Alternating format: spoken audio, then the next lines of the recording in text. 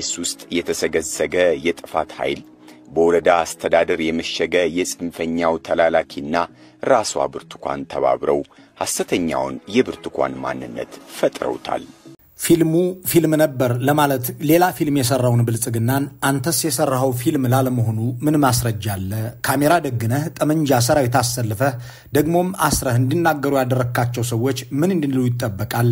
የታሰረ ሰው ደግሞም በዚህ አስሩ በሚረሽን መንግስት የተያዘ ግለሰብ ከምገደል ብሎ የታዘዘውን ነገር እንደሚናገር እየታወቀ አስሬ ያናገርኳትን ልጅ እመኗት ስትል ለአገዛዝ ማጨብጨብ መተዳደሪያቸው ያደረጉ ሰዎች ካልሆኑ በቀር ማን ያምናሃል የሚለውን ጥያቄ ሁሉ እንተወው። ብርቱካን አልተደፈረችም አልታገተችም የሚለውን ለማስተባበል ይህንን ያህል የደከሙት አገዛዙና ደጋፊዎቹ እኛ አስደፋሪም ደፋሪም አጋችም አሳጋችም አይደለንም ለማለት ነውን? በእናንተ ዘመን የሴቶች ገላ ጦር ሜዳ ሆኖ መድፈርን እንደ ታንክና ድሮን መገልገላችሁ በተባበሩት መንግስታት ሳይቀር የተመዘገበ በዓለም ሚዲያዎች ሁሉ የተዘገበ ጉዳችሁ አይደለምን ብሎ መጠየቁንም እንተወው። ከቤተ መንግስቱ 150 ኪሎ ሜትር ርቀት ላይ ታግተው የተወሰዱ ሰዎችን ለማስለቀቅ የማይጥረውን 2 አውቶቡስ ሙሉ ህዝብ ታግቶ ከተወሰደ በኋላ በአሁኑ ወቅት የት እንዳሉ ለመናገር የማይፈልገውን መንግስትም ሆነ ስለታገቱና ስለጠፉ ሰዎች ከዘገቡ 5 ዓመት ያለፋቸውን እነ ኢቲቪንም ብርቱካን አልተደፈረችም አልታገተችም ብላችሁ ፊልም ስትሰሩ ገብረ ጉራቻና አሊዶሮም ያለውንስ ለምን አትናገሩም ብሎ መሞገቱን ምንለፈው። ይህንን ሁሉ ትተን ኢቢኤስንና ብልጽግናን እንመልከት። ብልጽግና የኢቢኤስ ቴሌቪዥን የጥፋት ኃይል መሰባሰቢያ ነው ብሎ ፈርጆታል። ይህንን አጋጣሚ ተጠቅመው የኦህዴድ ብልጽግና ደጋፊዎች ኢቢኤስ መንግስታችንን ሊያወርድብን ነው እያሉት ነው። የባለቤቶቹን ዜግነት ጭምር በመጥቀስም ጸረኛ ነው ሲሉ ተደምጠዋል። ግዴለም እናንተ ጸረ ህዝብ በሆናችሁበት ጸረ ሀገርም በምትሆኑበት ወቅት ተባባሪና አባሪ እንጂ እንደሱስ አይደለም ማለት ግድ ይሆናል። በእርግጥም ያን የጥፋት ዘመን አጋራቸውን ያ የጦርነት ፕሮፓጋንዳ ማሽናቸውን ያንን እንደ ኢቲቪ በደረቁ ሳይሆን በሞቀ ውሃ የሚላጨውን ያ አብይ የሚያደንቁት ሰው ባለቤት የሆነበትን ያ ልዩ ተሸላሚ እንዲሆን ተደርጎ በብልጽግና የተወደሰውን ባለቤቱ አማን ፍሳጽዮን ራሳቸው 15 ዓመት ሙሉ ስሰራ እንደ ብልጽግና ዕውቅና የሰጠኝ የለም ያሉለትን ያን በመቶ ሺህ ነዋሪዎችን የነቀሉትን አዳነች አቤቤን ኮስታራዋ የሥራ ሰው እያለ የሚቀልደውን ያን ከቤተ መንግስት የበዓል ዝግጅት እንዲሰራ የሚጋበዘውን ያን ኢቢኤስ ቴሌቪዥንን በመንግስት ጠላትነት መፈረጅ ቤት የማይመታ ነገር ይሆናል። ነገሩን ዘርዘር አድርገን እንመለከተዋለን። የብልጽግናና የኢቢኤስ ቴሌቪዥን ያላቸውን ግንኙነት ለመመርመር ከዚህ የተሻለ አጋጣሚ የለም። የቴሌቪዥን ጣቢያው መንግስት ጦርነት ሲያምረው ፕሮፓጋንዳውን የሚያዳምቅ ገጽታ መገንበት የሚፈልጉ ባለስልጣናት ሲኖሩም ካሜራውን ይዞ የሚከተል አገዛዙ እልቂትን ሲያውጅ ስቱዲዮ ከፍቶ ሰላም ይሻላል ያሉ ሰዎችን የሚያወግዝ ለዚህ ሁሉ አድራጎቱም ቤተ መንግስት ድረስ ተጠርቶ የሚሸለም የትኛውም የአገሪቱ የግል ሚዲያ ባልተፈቀደለት ቦታ ሁሉ የሚገኝ ቴሌቪዥን ነው። መንግስታዮቹ ኢትዮ ቴሌኮምና ንግድ ባንክ ረብጣ ገንዘብ ከፍለው የአየር ሰዓት የያዙበትም ብቸኛ የግል ሚዲያ ነው።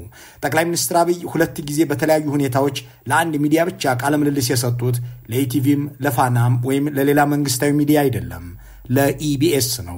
አዳነች አቤቤ 2 ጊዜ ቀርበው አፈናቃይ ሳይሆን ሩህሩህ ሙሰኛ ሳይሆን ሐቀኛ ሆነው እንዲናገሩ ድራማ እየሰሩ ጭምርም ያቀረበው ኢቢኤስ ነው። ተመስገን ጥሩነህ ስቱዲዮ ድረስ ሄደው ያደነቁት ሌላ የግል ሚዲያ የለም። ዳንኤል ክብረት በዚህ ጣቢያ ላይ 7 ጊዜ ቀርበው ቃለ መጠይቅ ሰጥተዋል። ቃለ መጠይቅ መስጠት ብቻ ሳይሆን ጣቢያው የእሳቸውን መጽሐፍ እንዲገዛና ለሰራተኞቹም ለደንበኞቹም እንዲሰጥ ተደርጓል።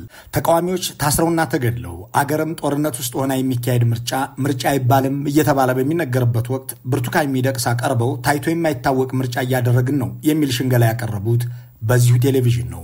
የጠቅላይ ሚኒስትሩን የስልጣን ዘመን ፕሬዝዳንትም አድርጎ ለማስቀጠል የሚተጋውን የምክክር ኮሚሽን የሚመሩት ኃላፊ በቡና ይሁን በሻይ ሰዓት እየቀረቡ ያዋደዱት ይሄው የጥፋት ኃይሎች መሰባሰቢያ በተባለው መንግስታችንን ሊጥልብን ነው እየተባለን በተወነጀለው ኢቢኤስ ነው።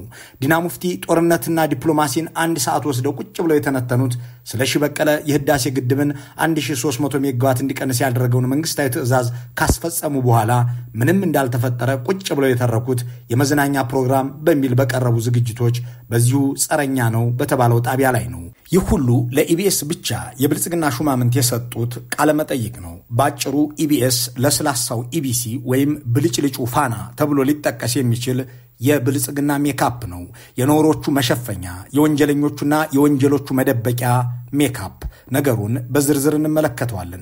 ከዚህ በተጨማሪም የኢቢኤስ ቴሌቪዥን ባለቤቶች ከአገዛዙ ባለሟሎች ጋር የቢዝነስ ግንኙነት እንዳላቸው ይነገራል።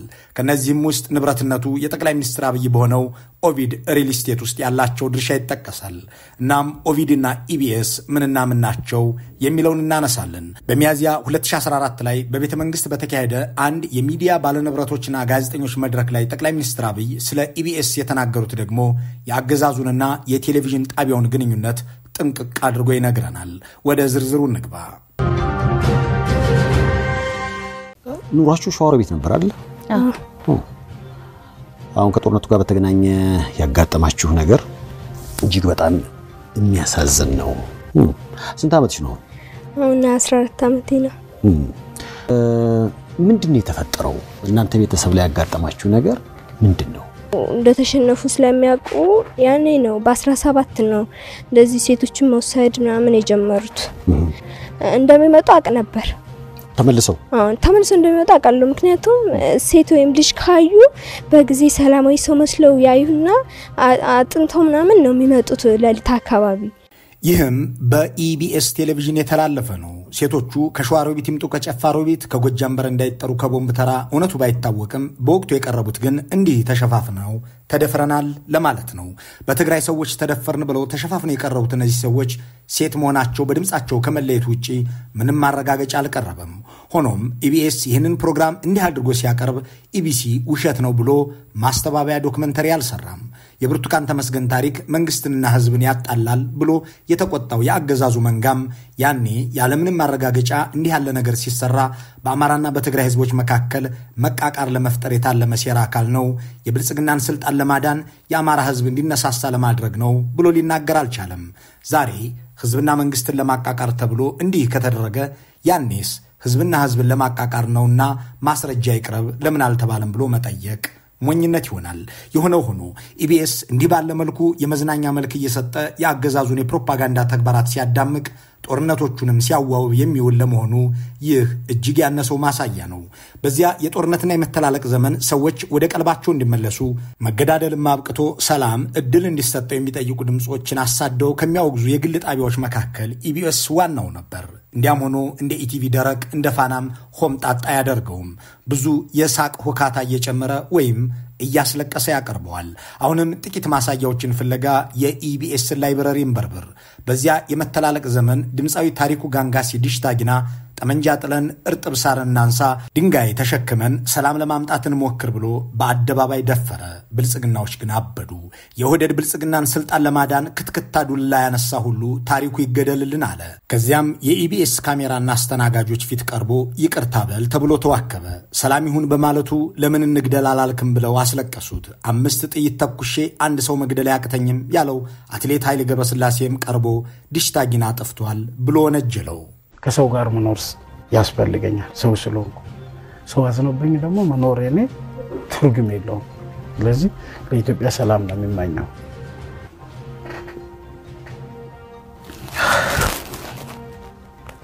አምን ቢቀበላለው በዲያለው ኢትዮጵያ ነስ አሳዝኛለሁ።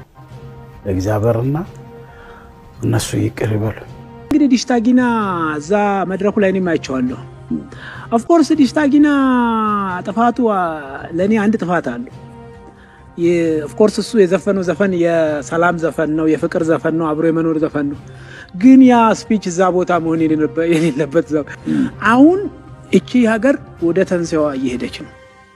ኢቢኤስ የብልጽግናን ፕሮፓጋንዳ በረቀቀ መንገድ የሚያስተላልፈው እንዲህ ባለ መልኩ ብቻ አይደለም። የአገዛዙ ሹማምንት አብዝተው የሚወዱትን የራስ ምስልን በበጎ መልክ መሳለም ከፋናና ኢቲቪ በተሻለ ለመስራት የታተረ ነው።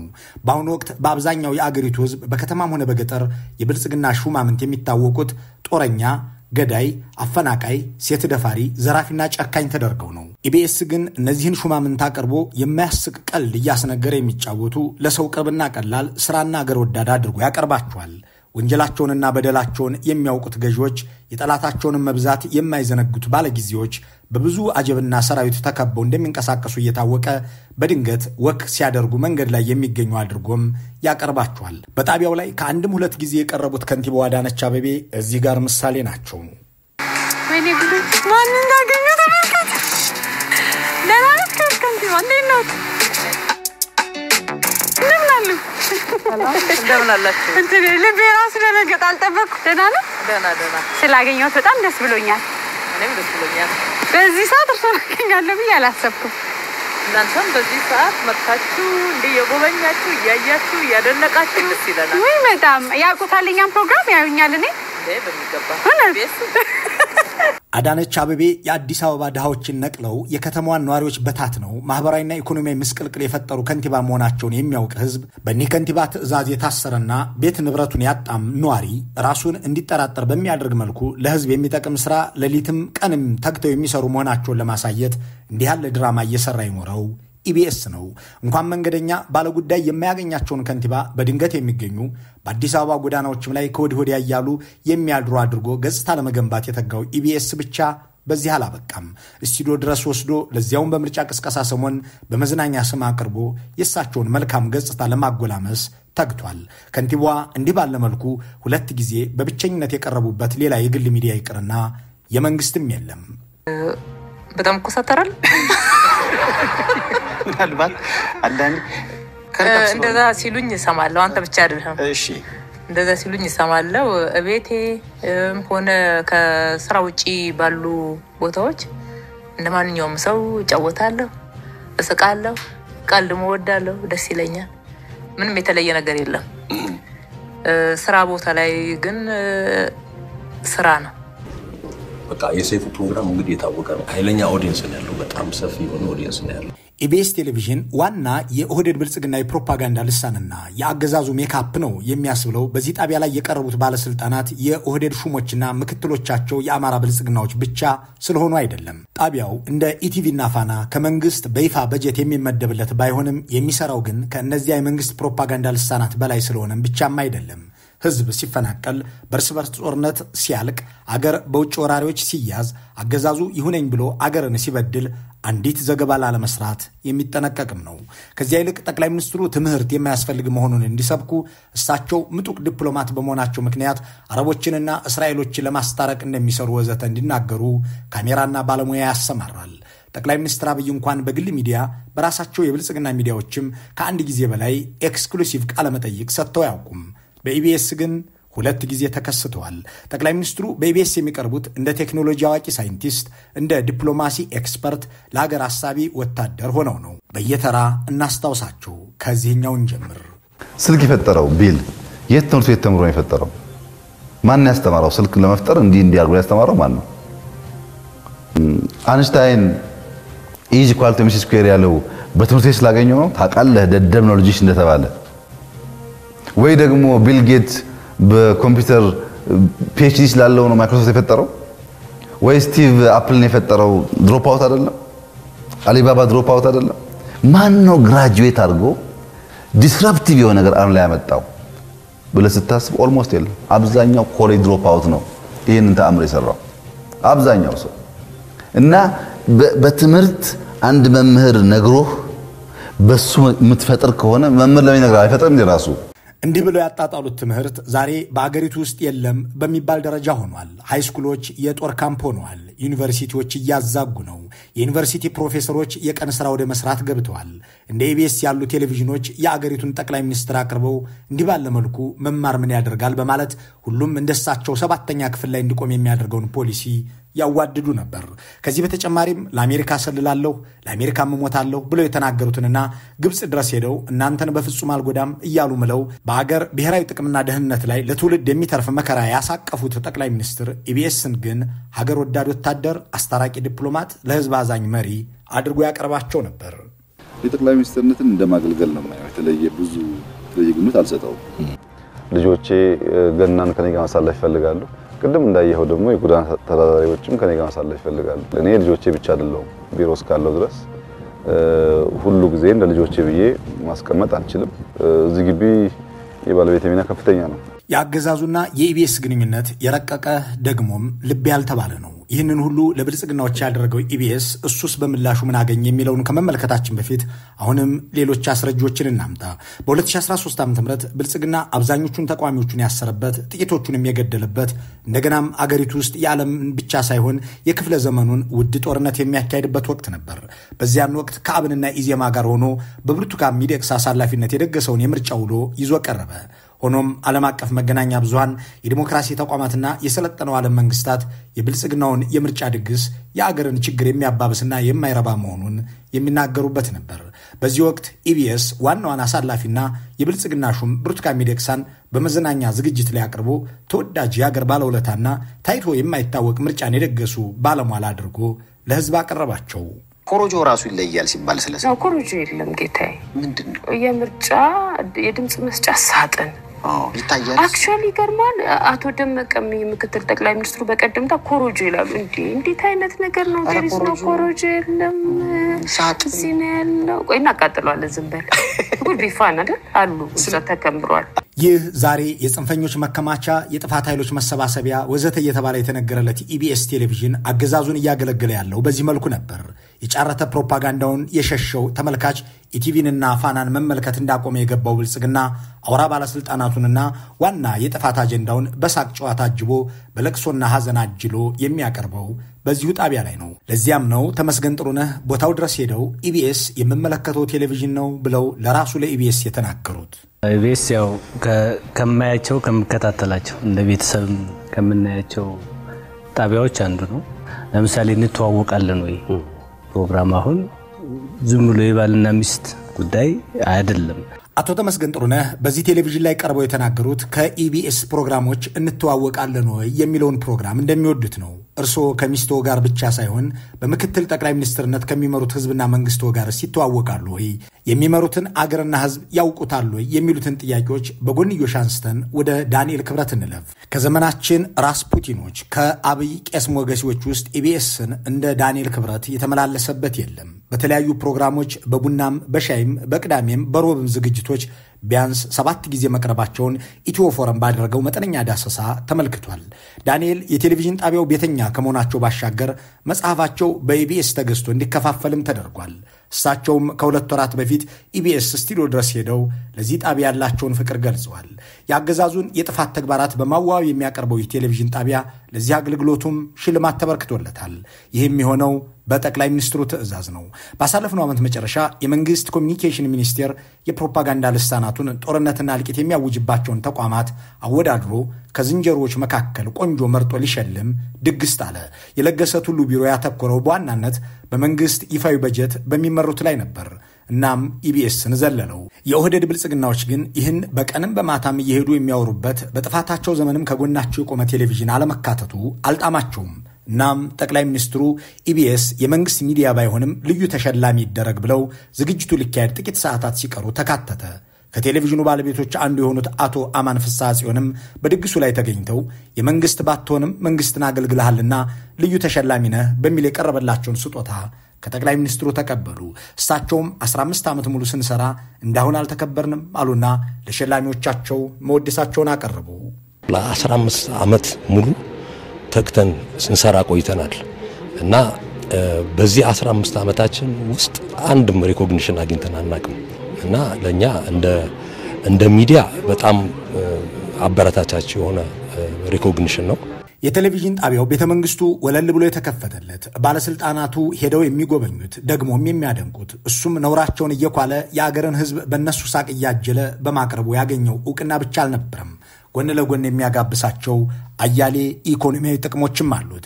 መንግስታዮቹ ኢትዮ ቴሌኮምና ንግድ ባንክ እያንዳንዳቸው በ10 ሚሊዮኖች ከፍለው በዚሁ ጣቢያ ውስጥ የአየር ሰዓት እንዲገዙ ተደርገዋል።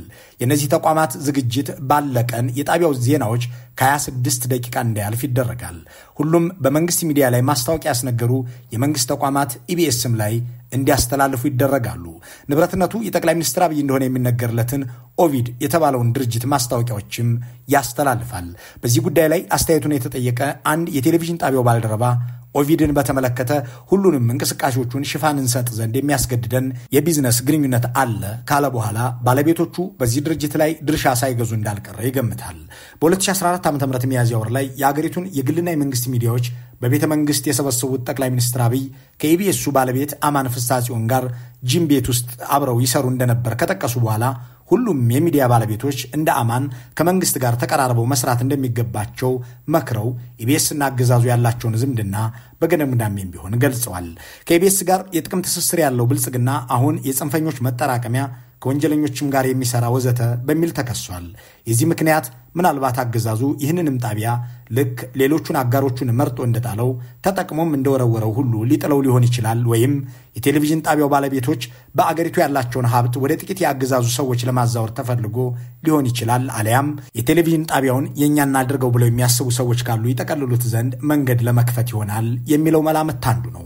የሆነው ሆኖ በአገሪቱ ውስጥ ሁሉ ነገር ቀውስ ሲካሄድ፣ ኑሮ ሲባባስ፣ ዜጎች ሲያልቁ፣ ሴቶች ሲደፈሩ አልሰማም አላይም ብሎ የአገዛዙን ባለስልጣናትና ውሏቸውን እየኳለ እያሳቀ የሚያቀርበው ኢቢኤስና ብልጽግና እንዲህ ያለ ግንኙነት ያላቸው ናቸው። መልካሙን ሁሉ በመመኘት በዚሁ እንሰናበታለን።